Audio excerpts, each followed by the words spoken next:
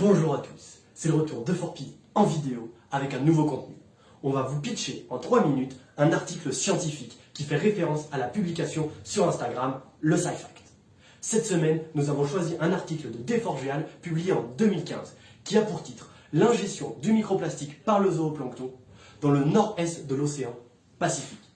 Alors réellement, qu'est-ce qu'ils ont fait? Ils ont quantifié le nombre de particules de microplastique que le zooplancton peut ingérer. Pour cela, ils ont récupéré le zooplancton marin et ils ont dissous la matière organique, puis ils ont compté le nombre de particules. Ils ont fait cette étude sur 2 espèces de zooplancton, un copépode et un euphausiide. Pour ce qui est des copépodes, sur les 960 organismes capturés, ils ont retrouvé une pièce de microplastique tous les 34 organismes. Pour ce qui est des euphausides, sur les 413 organismes capturés, ils ont retrouvé une pièce de microplastique tous les 17 euphausides.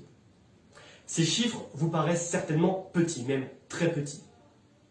Mais il faut savoir que le zooplancton est un organisme qui est présent en très grande quantité dans le milieu marin.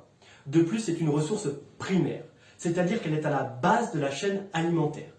De nombreux organismes, que ce soit des céphalopodes, des mollusques, des poissons ou l'organisme très connu, la baleine, en mangent en très grande quantité chaque jour. Cela a permis à ces scientifiques de faire une étude, une estimation du nombre de particules de microplastique que peuvent ingérer des poissons via l'ingestion de zooplancton. Ils ont donc fait cette estimation sur les saumons.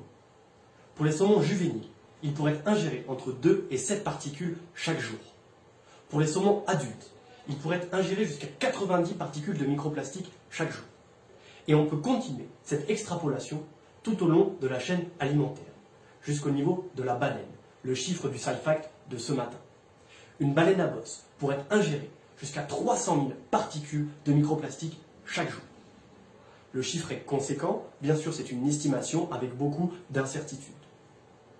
Nous ne connaissons pas réellement l'impact des microplastiques sur les organismes. Les études sont en cours et nous espérons pouvoir très prochainement vous divulguer les résultats.